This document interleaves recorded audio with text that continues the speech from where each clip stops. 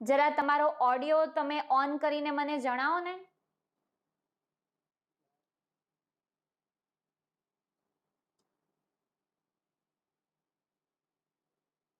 તમને લોકોને પીપીટી જોવાય છે સ્ક્રીન પર?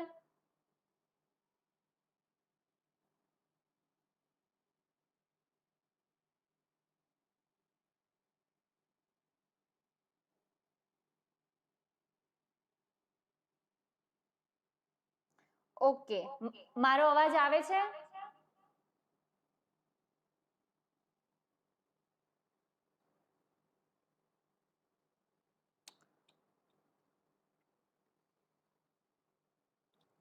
સારું, જો તમારે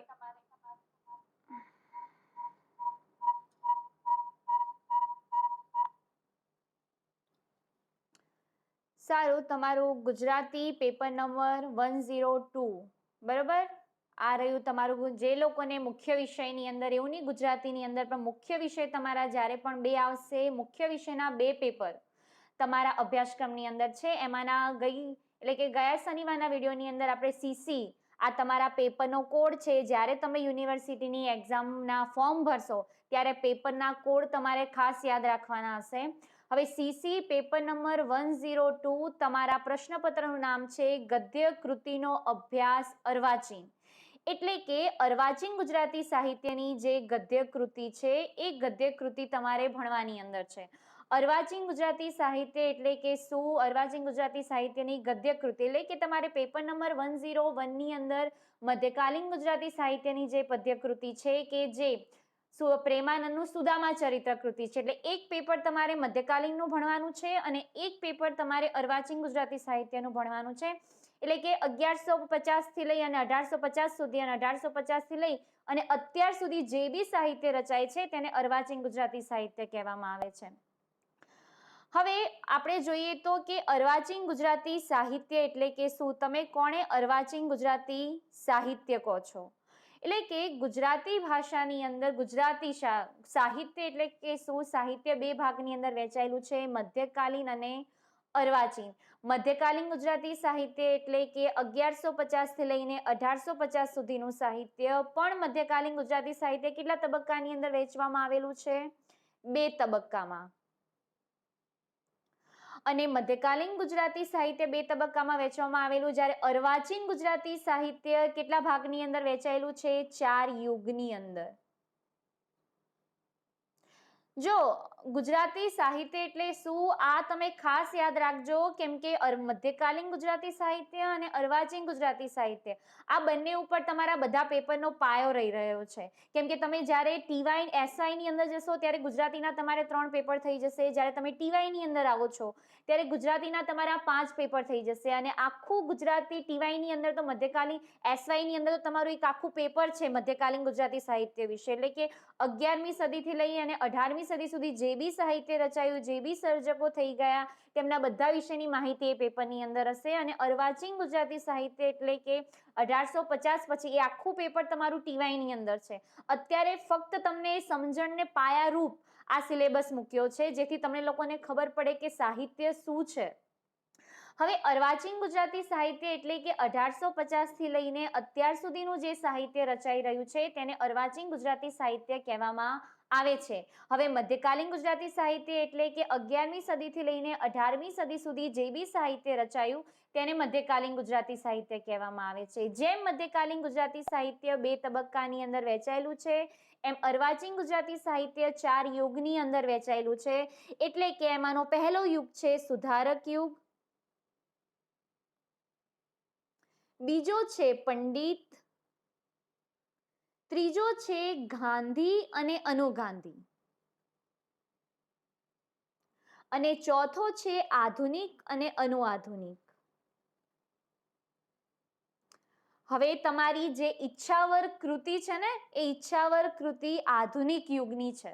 એટલે કે 1855 પછી સુરેશ જોશીના આગમનથી આધુનિક ગુજરાતી સાહિત્યની શરૂઆત થાય છે અને એના પછી જે સાહિત્ય રચાયું તેને આધુનિક ગુજરાતી સાહિત્ય. પણ એ આખું અર્વાચીન ગુજરાતી સાહિત્ય તરીકે જ ઓળખાય છે. એટલે કે 1850 થી લઈને અત્યાર સુધી, હાલ 2020 સુધી જે બી સાહિત્ય રચાય છે એ સાહિત્યને અર્વાચીન ગુજરાતી સાહિત્ય કહેવામાં આવે છે, પણ અર્વાચીન ગુજરાતી સાહિત્યને 4 ભાગની અંદર વિભાજન કરેલું છે. એમાં સુધારક, પંડિત, ગાંધી, અનુગાંધી, આધુનિક અને અનુઆધુનિક.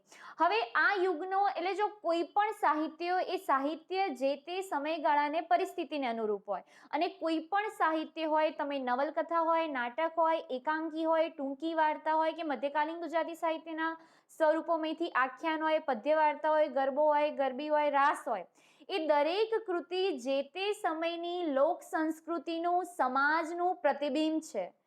કોઈ પણ સર્જક જ્યારે સાહિત્યનું સર્જન કરે છે ત્યારે જે તે સમયની અંદર એના સામે એના આજુબાજુ રહેતા જે લોકો છે એ લોકોને ધ્યાનમાં રાખીને કૃતિનું પોતે આલેખન કરતો હશે. એટલે કે સમાજની અંદર જે સમસ્યા છે એ સમસ્યાનું આલેખન સાહિત્યની અંદર હોય, અને કોઈ પણ સાહિત્ય હોય એ સાહિત્ય જે તે સમયની, જે તે સામાજિક પરિસ્થિતિ, રાજકીય અને સાંસ્કૃતિક પરિસ્થિતિનું પ્રતિબિંબ તમને નવલકથાની અંદર, એ વાર્તાની અંદર, એ સાહિત્યની અંદર જોવા મળે છે.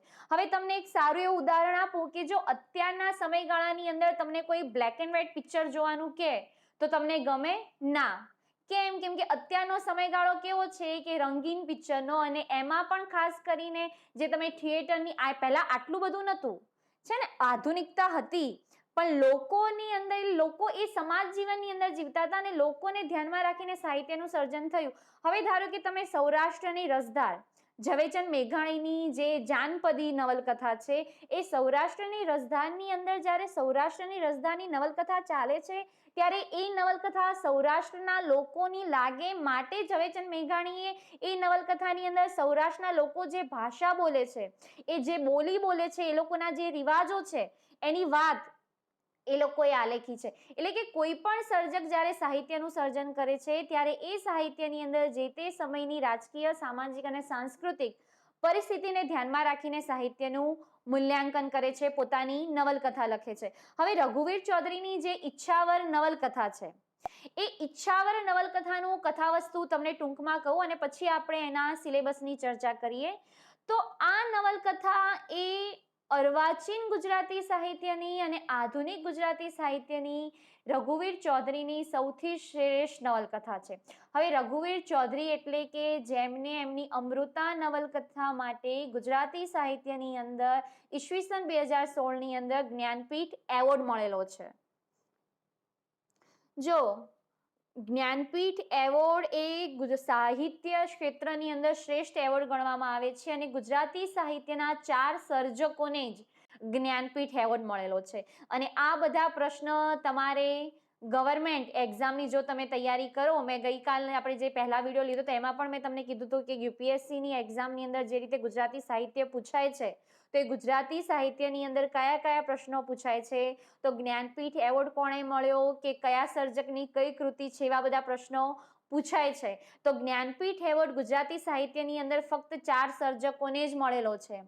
પહેલો મળેલો છે આપણે ઉમાશંકર જોશીને એમના નિશિત કાવ્ય સંગ્રહ માટે, પછી પન્નાલાલ પટેલને એમની માનવીની ભવાઈ નવલકથા માટે મળે છે, એના પછી રાજેન્દ્ર શાહને જેમનો ધ્વનિ કાવ્ય સંગ્રહ છે એના માટે એમને જ્ઞાનપીઠ એવોર્ડ મળે છે. અને ચોથો રઘુવીર ચૌધરીને એમની અમૃતા નવલકથા માટે જ્ઞાનપીઠ એવોર્ડ મળે છે. એટલે કે ગુજરાતી સાહિત્યની અંદર 4 સર્જકોને જ જ્ઞાનપીઠ એવોર્ડ મળેલો છે. એમાંના રઘુવીર ચૌધરીએ ઈચ્છાવર નવલકથાના કથાવસ્તુને લઈને સાહિત્યનું સર્જન કરે છે. હવે આ નવલકથાની અંદર 2 પાત્રો મહત્વના છે. એક તો નવલકથાની નાયિકા પૂનમ અને બીજો છે ગોસાઈ મહારાજ.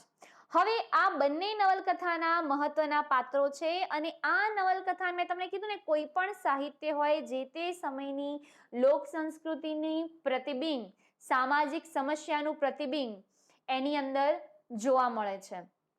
હવે જ્યારે રઘુવીર ચૌધરી ઈચ્છાવર નવલકથા લખે છે ત્યારે સમાજની અંદર જે સામાજિક ભેદ છે, જે સવર્ણ જાતિ જે કહેવાય, એટલે કે એસટી, ઓસી, ઓબીસી, અને એ જે પછાત વર્ગ છે એ પછાત વર્ગની હાલત કેવી છે, અને એને આ સવર્ણ જાતિનો જે ગોસાઈ મહારાજ છે એ કેવું શોષણ કરે છે તેની વાત, અને પૂનમનું પાત્ર એમને ખૂબ જ સુંદર રીતે આલેખ્યું છે. આ નવલકથાનું કથાવસ્તુ જોઈએ તો પૂનમ જે એક અસ્પૃશ્યતા, જે નીચી કોમની એક યુવતી છે, જે પોતે મજૂરી કામ કરીને પોતાનું જીવનનું ગુજરાન ચલાવતી હોય અને એના મનની અંદર વિચારો ચાલતા હોય છે, અને વિચારોની સાથે રઘુવીર ચૌધરી પૂનમના મનની અંદર ચાલતા વિચારો સાથે આખી નવલકથાની કથા વસ્તુની શરૂઆત કરે છે. અને એ પોતાના વિચારોની અંદર ચાલતી હોય છે અને 3-4 દિવસથી મજૂરી નથી મળી. ગામની અંદર વરસાદનો માહોલ છે, વરસાદના કારણે એને મજૂરી મળી નથી અને અને આ એક શોષિત વર્ગ એવો છે કે જે લોકોને નક્કી નથી કે એ લોકો એક ટાઈમનું જમવાનું જમશે તો સાંજે એમને જમવાનું મળવાનું છે કે નથી મળવાનું. એવો એક વર્ગ છે. એ વર્ગની જે સમસ્યા છે એને ધ્યાનમાં રાખીને રઘુવીર ચૌધરીએ આ નવલકથા લખી છે. અને પૂનમના મનની અંદર પણ આવા ઘણા બધા વિચારો ચાલતા હોય છે અને વિચારો સાથે સાથે આખી નવલકથાનો પ્રવાહ શરૂ થાય છે. અને હવે એ જ જગ્યાએ એક મંદિર છે. એ મંદિરની અંદર તિરાડ પડી ગઈ છે અને તિરાડના કારણે મંદિર તૂટી ગયું છે. હવે એ મંદિરની અંદર આ જે ગોસાઈ જે મહારાજ છે, એ મહારાજ એ પોતે યુવાન છે અને ત્યાં મહારાજ તરીકે પોતે પોતાની ફરજ અને એ આવ્યો છે અને લોકોને, ગામના લોકોને ભેગા કરીને મંદિરનું પુનઃનિર્માણ કરવાનો એનો પ્રયત્ન છે. અને આ જે ગોસાઈ જે મહારાજ છે એ પૂનમનું શોષણ કરે છે. એ પોતે નીચી કોમની અંદર છે પણ એનો સ્વીકાર એ લોકોની સામે કરી શકતો નથી. પૂનમને પણ ધીમે ધીમે પૂનમ ગોસાઈ મહારાજ તરફ એ આકર્ષાય છે. એને કઈ રીતે ધર્મને મહારાજની રીતે એની જે છે ને મીઠી મીઠી વાતો કરીને એને પજવી દે છે. અત્યારના એટલે કે એક મહારાજ દ્વારા એક કઈ રીતે શોષણ, આ જ ગોસાઈ મહારાજ જ્યારે પૂનમને બંધ બારણાની અંદર એનો સ્વીકાર કરે છે, પણ જ્યારે સમાજની અંદર જ્યારે એનો સ્વીકાર કરવાનો આવે ત્યારે એને પોતે નીચી જાતિની લાગે છે.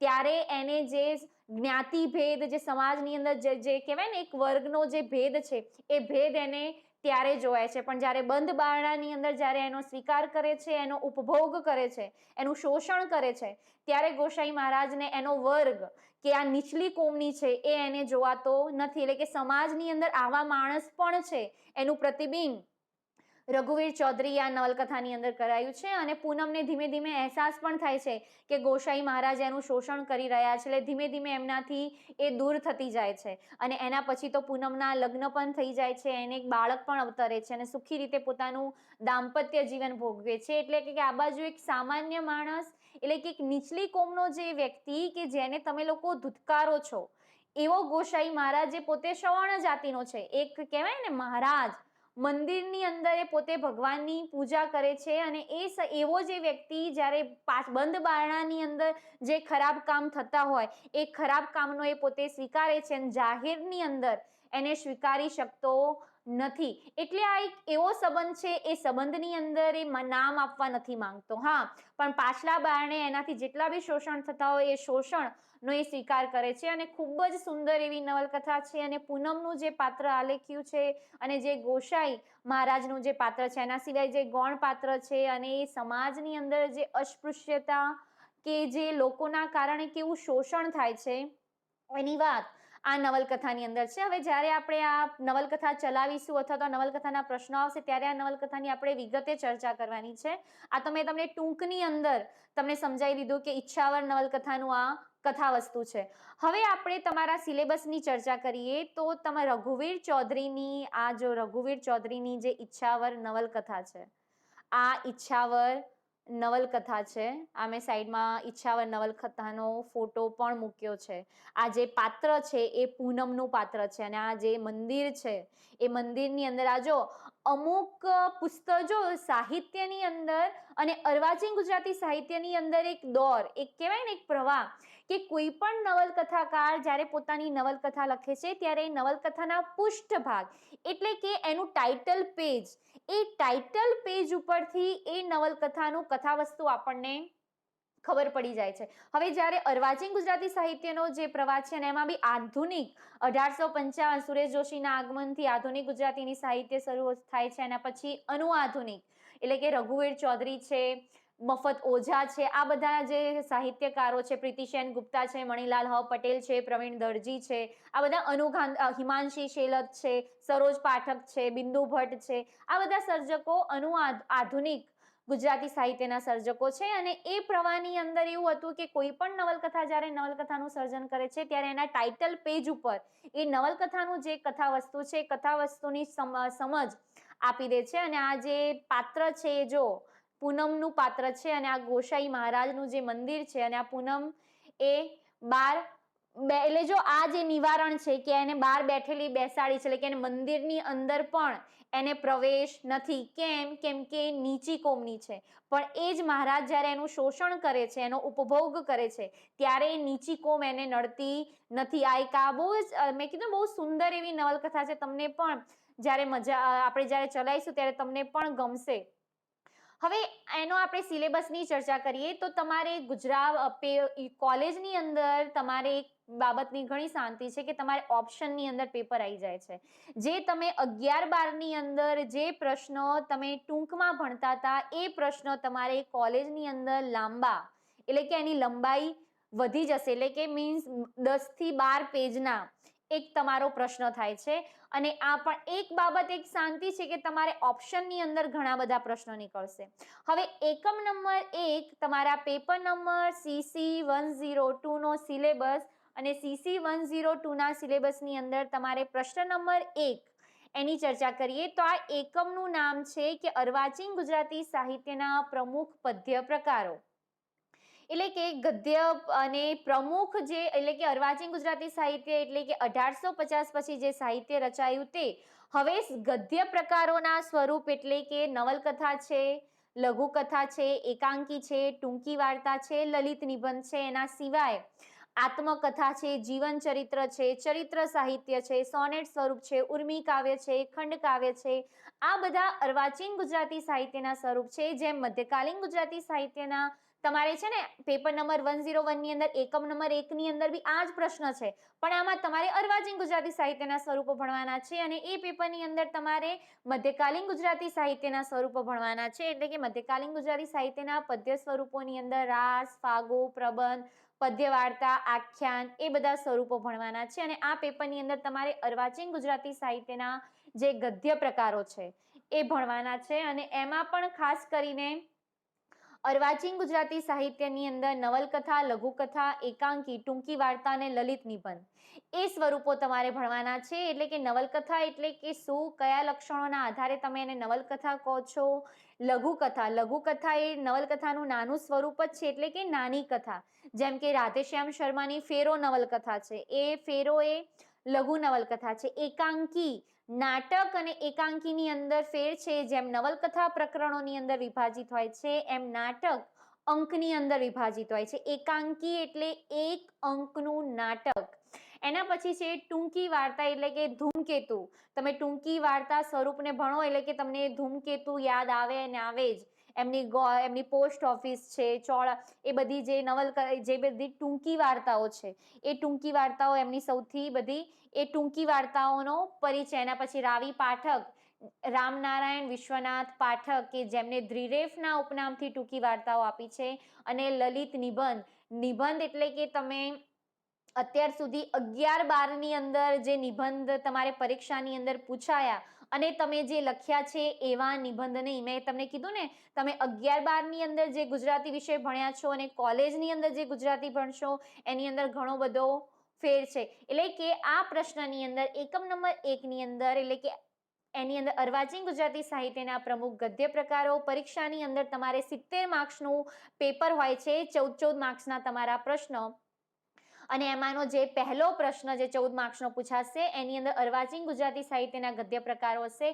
આ 5 ગદ્ય પ્રકારો આપેલા હશે. આ 5માંથી કોઈ પણ એક ગદ્ય પ્રકાર, કોઈ પણ એક સ્વરૂપ અને એનો ઉદ્ભવ અને વિકાસ સમજાવવાનો. એટલે કે ઉદ્ભવ અને વિકાસ એટલે કે આ સ્વરૂપનો ઉદ્ભવ ક્યારે, કયા સમયગાળામાં, કઈ જગ્યાએ, કયા પ્રદેશની અંદર થયો અને ગુજરાતી સાહિત્યની પ્રથમ નવલકથા કઈ, ગુજરાતી સાહિત્યની પ્રથમ લઘુકથા કઈ, ગુજરાતી સાહિત્યનું પ્રથમ એકાંકી કયું, ગુજરાતી સાહિત્યની પ્રથમ ટૂંકી વાર્તા કઈ, ગુજરાતી સાહિત્યનો પ્રથમ લલિત નિબંધ કયો. એને ઉદ્ભવ અને વિકાસ છે. એટલે કે આ એમ તો જ્યારે આપણે ચર્ચા કરશું એની અંદર આ બધા પ્રશ્નના ટોપિક આવી જશે. નવલકથા વિશેનો એક વિડીયો તમારા ગ્રુપની અંદર આવી ગયો છે. બસ એ જ રીતે બીજા બધા 4 સ્વરૂપો આપણે ભણવાના છે. હવે એકમ નંબર 1 ની અંદર બ વિભાગ છે, અલંકાર પરિચય. અલંકાર એટલે કે જેમ તમારે પેપર નંબર 101 ની અંદર છંદ પરિચય છે ને? એકમ નંબર 1 ની અંદર મધ્યકાલીન ગુજરાતી સાહિત્યના સ્વરૂપો છે અને એના પછી છંદ પરિચય આપ્યા છે. એ જ રીતે પેપર નંબર 102 ની અંદર તમારે પહેલા અર્વાચીન સાહિત્યના 5 સ્વરૂપો ભણવાના છે. એ 5 સ્વરૂપોના અથવાની અંદર અલંકારો પૂછાશે. હવે અલંકાર એટલે કે શબ્દ અને અર્થ અલંકાર, તમારા અભ્યાસક્રમની અંદર આટલા અલંકારો છે: ઉપમા, ઉત્પ્રેક્ષા, રૂપક, દ્રષ્ટાંત, વ્યાજ સ્તુતિ, અનન્વય, સજીવારોપણ, વ્યતિરેક, શ્લેષ, અતિશયોક્તિ અને વર્ણાનુપ્રાસ અલંકાર.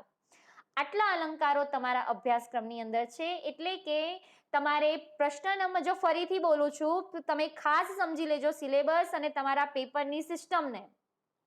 પેપર નંબર 102, પ્રશ્ન નંબર 1, એમાં અર્વાચીન ગુજરાતી સાહિત્યના સ્વરૂપો 5 સ્વરૂપ આપેલા હશે. 5 માંથી કોઈ પણ એક સ્વરૂપ તમારે સમજાવવાનો અને એની અથવાની અંદર આ અલંકારો આપેલા હશે. એટલે કે આ ઉપમા અલંકારની વ્યાખ્યા, એનું એક ઉદાહરણ, અને આ બે પ્રશ્નો અથવાની અંદર પૂછાશે. કાં તો તમે 5 સ્વરૂપમાંથી કોઈ પણ એક સ્વરૂપ લખો અથવા તો અલંકાર પરિચય સમજાવો અને એના એ પ્રશ્નના માર્ક્સ હશે 14 માર્ક્સનો તમારો એક પ્રશ્ન હશે. બંનેમાંથી કોઈ પણ એક, અને પેલું પણ તમને ઓપ્શન આપશે કે 5 સ્વરૂપ આપેલા હશે, 5 માંથી તમને જે સારો લાગે, તમને જે આવડે છે, તમને જે ફાવે છે એ પ્રશ્ન તમારે એની અંદર સમજાવવાનો છે. એટલે કાં તો તમે 5 સ્વરૂપો તૈયાર કરો અથવા તો તમે અલંકારો તૈયાર કરો. આ હતો તમારો એકમ નંબર 1. તમારા પેપરનો પ્રશ્ન નંબર 1 અહીંયા પૂરો થાય છે, એટલે કે એની સમજૂતી પૂરી થાય છે. હવે એકમ નંબર 2. એકમ નંબર 2 એટલે કે તમારો પ્રશ્ન નંબર 2, અને પ્રશ્ન નંબર 2 ની અંદર તમારે પાઠ્યકૃતિના સાહિત્ય સ્વરૂપનો અભ્યાસ. પાઠ્યકૃતિના સાહિત્ય સ્વરૂપનો અભ્યાસ એટલે કે તમારા અભ્યાસક્રમની અંદર કઈ નવલકથા છે? તો રઘુવીર ચૌધરીની ઈચ્છાવર નવલકથા. બરોબર? એ ઈચ્છાવર કૃતિ છે. એ ઈચ્છાવર એ કૃતિનું સ્વરૂપ શું છે? તો એ નવલકથા સ્વરૂપની કૃતિ છે ને? નવલકથા સ્વરૂપની કૃતિ છે. એટલે કે નવલકથાનો તમારે ઉદ્ભવ અને વિકાસ, એની ચર્ચા તમારે આ પ્રશ્નની અંદર છે. બીજો પ્રશ્ન છે કે સર્જકનું જીવન, કવન અને સાહિત્ય સર્જન. સર્જકનું જીવન, કવન અને સાહિત્ય સર્જન એટલે કે ઈચ્છાવર નવલકથાના સર્જક કોણ છે? રઘુવીર ચૌધરી. તો રઘુવીર ચૌધરીનો જન્મ ક્યાં, ક્યારે થયો તો? કયા યુગના સર્જક છે? એમને ઈચ્છાવર નવલકથા સિવાય કયું કયું સાહિત્ય સર્જન કર્યું છે? એમના સમગ્ર સાહિત્ય સર્જનનો પરિચય આ પ્રશ્નની અંદર હશે. અને ત્રીજો પ્રશ્ન છે કે સર્જકના ઘડતર પરિબળો. સર્જકના ઘડતર પરિબળો એટલે કે રઘુવીર ચૌધરીના જીવનની અંદર કયા પરિબળોના કારણે એમને સાહિત્યનું સર્જન કર્યું અને કયા ઘટકોના આધારે એમને સાહિત્ય લખ્યું, એ એમના એક સર્જક તરીકેની પ્રતિભા સ્થાપવાની અંદર એમના મહત્વના ઘટકો કયા છે, કયા મહત્વના પરિબળો છે, તેની વાત આ પ્રશ્નની અંદર હશે. હવે આ પ્રશ્ન નંબર 2 ની અંદર પણ આ 3 માંથી કોઈ પણ 2 પ્રશ્ન આપેલા હશે અને 2 માંથી કોઈ પણ એક પ્રશ્ન તમારે કરવાનો હશે. એમાં પણ સર્જક રઘુવીર ચૌધરીનું જીવન, કવન અને સાહિત્ય સર્જન, આ પ્રશ્ન તમારો મોસ્ટ આઈએમપી. આ પ્રશ્ન પરીક્ષામાં હશે ને હશે જ. એની અથવાની અંદર તમારે નવલકથાનું સ્વરૂપનો અભ્યાસ, એટલે કે ઈચ્છાવર નવલકથાનું જે સ્વરૂપ, એ તમારે એનું પૂછાઈ શકે ને એના અથવાની અંદર સર્જકના ઘડતર પરિબળો. પણ રઘુવીર ચૌધરીનું જીવન, કવન અને સાહિત્ય સર્જન એ પ્રશ્ન મોસ્ટ આઈએમપી છે. આ 2 પ્રશ્નોમાંથી કોઈ પણ એક પ્રશ્ન પરીક્ષાની અંદર તમારે પૂછાઈ શકે. હવે તમારે એકમ નંબર 3. એકમ નંબર 3 ની અંદર તમારે સ્વરૂપ આધારિત કૃતિની સમીક્ષા. સ્વરૂપ આધારિત કૃતિની સમીક્ષા એટલે કે કૃતિ કઈ છે? તમારે ઈચ્છાવર નવલકથા. એનું સ્વરૂપ કયું છે? તો નવલકથા સ્વરૂપની અંદર. તો નવલકથાના સ્વરૂપો કયા? તો કથાવસ્તુ છે, પાત્રાલેખન છે, ભાષા શૈલી છે, જીવન દર્શન છે, ગૌણ પાત્ર છે, ઉદ્દેશ છે. આ બધા એના સ્વરૂપો છે. તો એ જ નવલકથાના જે સ્વરૂપો છે, એ જ નવલકથાના સ્વરૂપોના આધારે તમારે ઈચ્છાવર નવલકથાની સમીક્ષા કરવાની છે. એટલે કે ઈચ્છાવર નવલકથાની કથાવસ્તુ, ઈચ્છાવર નવલકથાની ભાષા શૈલી, ઈચ્છાવર નવલકથાના જે પાત્ર લેખન છે એમાંના ગૌણ પાત્ર છે, ઈચ્છાવર નવલકથાની જે રચના રીતિ છે, ઈચ્છાવર નવલકથાનું યુગ સંદર્ભની અંદર એટલે કે એ સમયગાળાની અંદર જે સમસ્યાઓ છે એ સમસ્યાનું મૂલ્યાંકન એની અંદર કરેલું છે અને એના પછી છે જીવન દર્શન એટલે કે એ નવલકથાના આધારે તમારા જીવનની અંદર એ નવલકથાની શું ઉપયોગિતા છે, શું એનો ઉદ્દેશ છે, એના આધારે એ નવલકથાનું તમારે મૂલ્યાંકન કરવાનું છે. બીજો છે કૃતિના આધારે સર્જકની સર્જન શક્તિનું મૂલ્યાંકન. કૃતિના આધારે કે એટલે કે ઈચ્છાવર કૃતિ એટલે કે ઈચ્છાવર નવલકથા એના આધારે સર્જક એટલે કે રઘુવીર ચૌધરીની નું મૂલ્યાંકન કરવાનું છે. એટલે કે રઘુવીર ચૌધરીએ કયા કેન્દ્રોને ધ્યાનમાં રાખી અને ઈચ્છાવર નવલકથા લખી છે તેના વિશેની માહિતી આ પ્રશ્નની અંદર હશે. અને ત્રીજો પ્રશ્ન છે યુગ સંદર્ભની અંદર કૃતિનું મૂલ્યાંકન. યુગ સંદર્ભની અંદર કૃતિનું મૂલ્યાંકન એટલે કે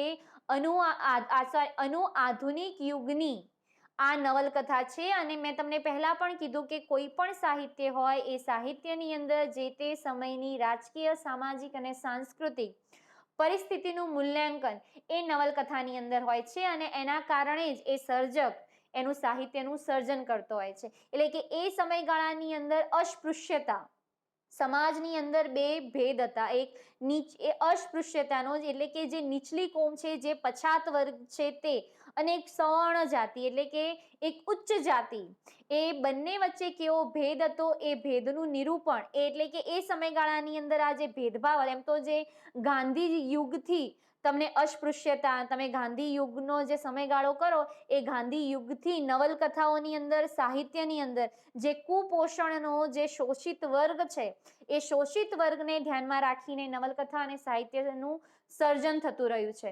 એટલે કે યુગ એટલે કે અનુઆધુનિક યુગની અંદર કેન્દ્રમાં રાખીને તમારે આખી ઈચ્છાવર નવલકથાનું તમારે મૂલ્યાંકન કરવાનો છે. એમ અગાઉના એકમોની જેમ અગાઉના પ્રશ્નની અંદર જેમ એકમ નંબર 3ની અંદર પણ તમારે આ રીતે 3 પ્રશ્ન આપેલા હશે. 3માંથી કોઈ પણ એક પ્રશ્ન એટલે કે 3માંથી કોઈ પણ 2 પ્રશ્ન તમારા અભ્યાસ પેપરની અંદર પૂછાશે અને 2માંથી કોઈ પણ એક પ્રશ્ન તમારે પરીક્ષાની અંદર લખવાનો રહેશે. અને આ એકમની અંદર પણ સ્વરૂપ આધારિત કૃતિની સમીક્ષા કરો એટલે કે ઈચ્છાવર નવલકથાનું સમગ્ર લક્ષી મૂલ્યાંકન કરો એ આ મહત્વનો મોસ્ટ આઈએમપી પ્રશ્ન છે. તમે છે ને પ્રશ્નોની ચિંતા નહીં કરો, મારી પાસે બધું જ મટીરિયલ છે. કોલેજ ચાલુ થશે ત્યારે આપણે અત્યારે તો ઓનલાઈન લેક્ચર લઈએ છીએ પણ જ્યારે પણ ફિઝિકલ લેક્ચર ચાલુ થશે ત્યારે તમને બધું જ મટીરિયલ પ્રોવાઈડ થશે, એની જવાબદારી મારી. અને હા, એક વાત ખાસ કે મહેરબાની કરીને તમે ગાઈડ ના વસાવતા, કેમ કે પરીક્ષાની અંદર તમે ગાઈડનું જે લખાણ છે અને હું તમને જે લખાણ આપીશ એ બંનેની અંદર ઘણો ફેરફાર છે.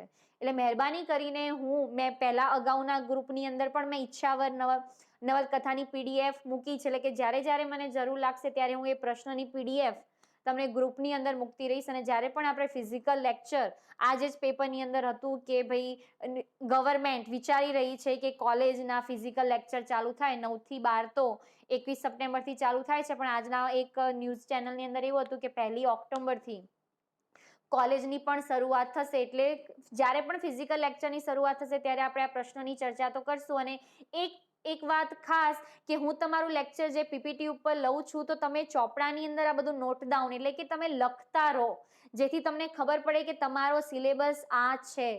પીપીટીની અંદર લેક્ચર રજૂ કરવાનું મુખ્ય કારણ એ જ છે, કેમ કે બોર્ડ ઉપર લખીએ તો એ તમને જોવાય ન જોવાય, પણ પીપીટી ઉપર તમે લખી તો શકો કે તમને ખબર પડે કે આ મુદ્દાઓ છે. એટલે તમે મહેરબાની કરીને લખવાનું રાખો જેથી તમને ખબર પડે કે આ તમારો અભ્યાસક્રમ છે, તમારે આ સિલેબસ તમારે ભણવાનો છે. હવે તમારો એકમ નંબર 4. એકમ નંબર 4ની અંદર તમારે ટૂંક નોંધ હશે.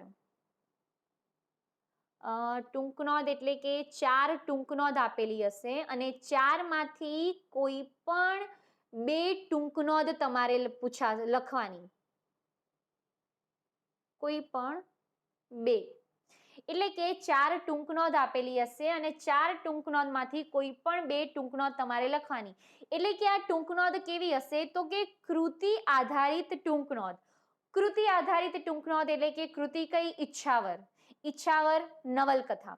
ઈચ્છાવન નવલકથાનું કથાવસ્તુ, ઈચ્છાવન નવલકથાના પાત્ર લેખન, ઈચ્છાવન નવલકથાના ગૌણ પાત્ર, ઈચ્છાવન નવલકથાનો ઉદ્દેશ, ઈચ્છાવન નવલકથાની અંદર યુગ સંદર્ભની અંદર એનું મૂલ્યાંકન, ઈચ્છાવન નવલકથાનો જે કહેવાય ને અંત, ઈચ્છાવન નવલકથાનો આરંભ, આવી બધી તમારી જે ઈચ્છાવન નવલકથા છે, ઈચ્છાવન નવલકથાને ધ્યાનમાં રાખીને જ તમારે ટૂંક નોંધ પૂછાશે. આમ તમારે આ પેપર, આ એકમ, આ પ્રશ્નની અંદર 4 ટૂંક નોંધ આપેલી હશે અને 4 માંથી કોઈ પણ 2 ટૂંક નોંધ તમારે પરીક્ષાની અંદર પૂછાશે અને કોઈ સોરી 4 તો આપેલી જ હશે, 4 માંથી કોઈ પણ 2 તમારે પરીક્ષાની અંદર લખવાની છે. આમ તમારા પેપર નંબર 101 નો આ સિલેબસ છે.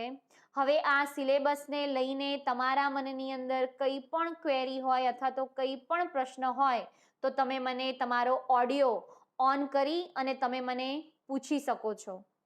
બરોબર, કોઈ પણ પ્રશ્ન હોય તો તમે પૂછી શકો છો અને આપણે હવે તમને કોઈ પ્રશ્ન છે તો એની ચર્ચા કરીએ.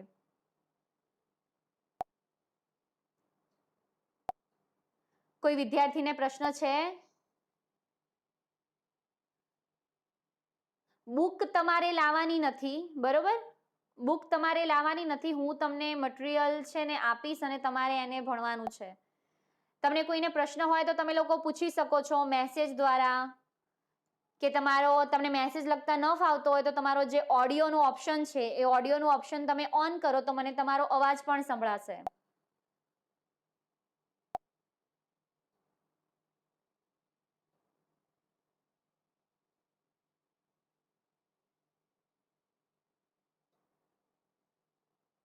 બુક તમારે લાવવાની નથી, હું તમને મટીરિયલ આપીશ એ તમને. અને હા, જે લોકો હાજર છે એ જરા તમારું નામ લખી દો ને મેસેજની અંદર, એટલે મને તમારી અટેન્ડન્સની ખબર પડે કે આટલા જણ હાજર હતા. દરેક વિદ્યાર્થીઓને સૂચના છે કે ભાઈ તમે મેસેજની અંદર તમારું નામ લખી દો ને.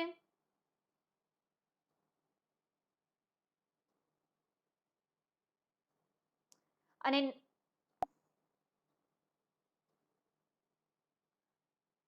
અચ્છા, કાજલ પંચાલ, સપના શાહ, ચૌધરી હાંશાબેન, પછી કેશીબેન ઠાકોર, રોશની, બીજા બધા જે વિદ્યાર્થીઓ છે એમના નામ લખો ને ખાલી. લક્ષ્મીબેન.